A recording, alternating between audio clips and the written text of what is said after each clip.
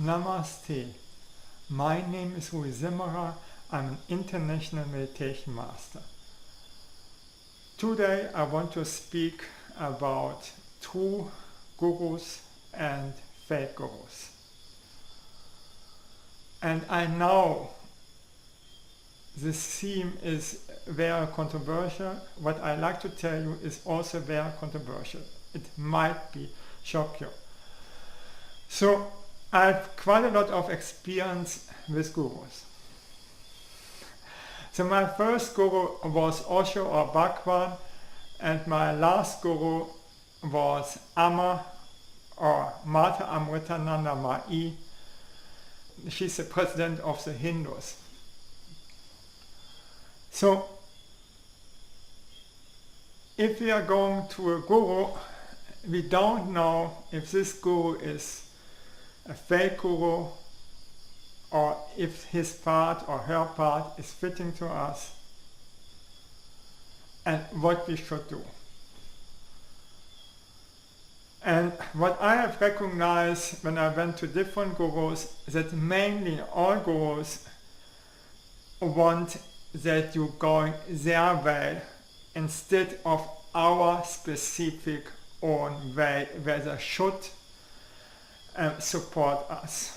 Everybody has to go his unique part, and the guru should help on your unique part yourself instead of to sell his part, because this will never help you, and they want that you surrender to 100%.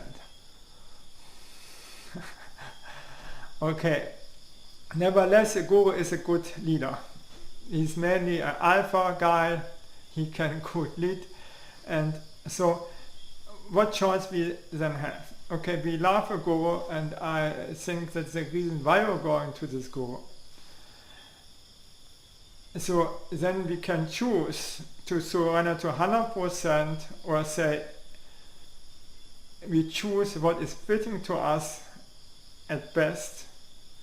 Or we're saying, or we're thinking, we do in any case everything what the guru wants from us because we don't know his or her part, even it is not fitting. And now comes Osho. Osho said very simple, you are 100% responsible for your life and also for your part, for everything. And blind surrender without taking responsibility for yourself will never help you. It even makes everything worse. When we surrender, then even everything is working against us, is bad for us, then we have to take the responsibility, and we can put the responsibility on the guru.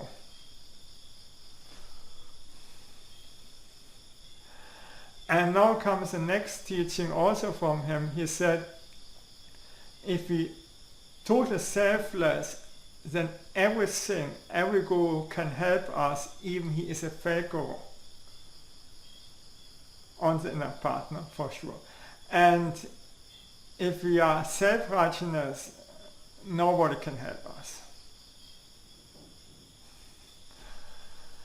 So now comes my experience. So I never believed in my life on AIDS or HIV, because I'm a science, and all the things what they are speaking about AIDS and HIV was for me BS, and I was total true, or I'm total true. It is actually so. So this means that HIV doesn't cause AIDS. It's just a good business for the pharmaceutical. So I said for this, no. I don't believe Osho in these things. The next thing is I didn't want to we are always right. Also with this I was in a different opinion. All the other thing I could adapt. Then I was after some time, so I had met Tanto, all the things, so I had no interest in sex anymore. And so Amma was very good fitting to me, and she was amazing woman. Oh, she is amazing. And there are so many things that are not fitting to me.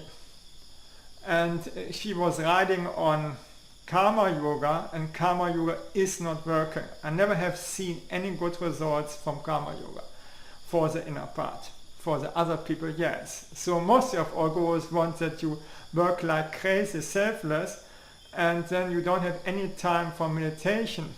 And meditation is the main thing what is working. You can also sing total devotional to God. This is working also. But only mantras and praying, it will not work for most of all people.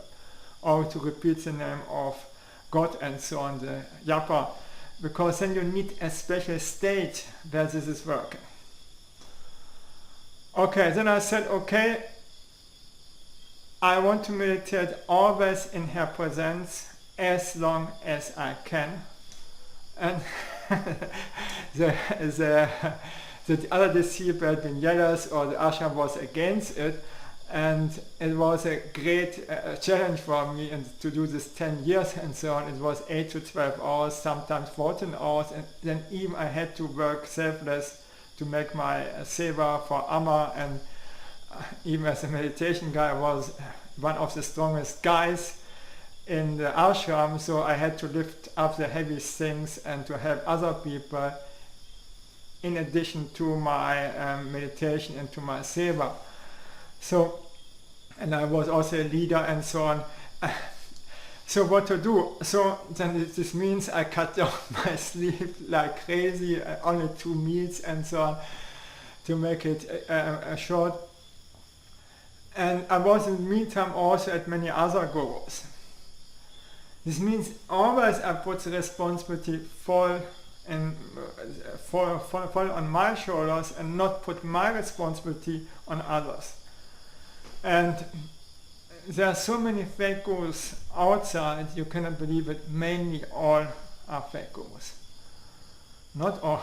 Osho said, so nice, from 1,000 holy saints, one are honest. So after I have meditated so long every day, I became also for Amma a saint, even I never have been a saint. And I was adored on their website and so on. Okay, we let it go. No?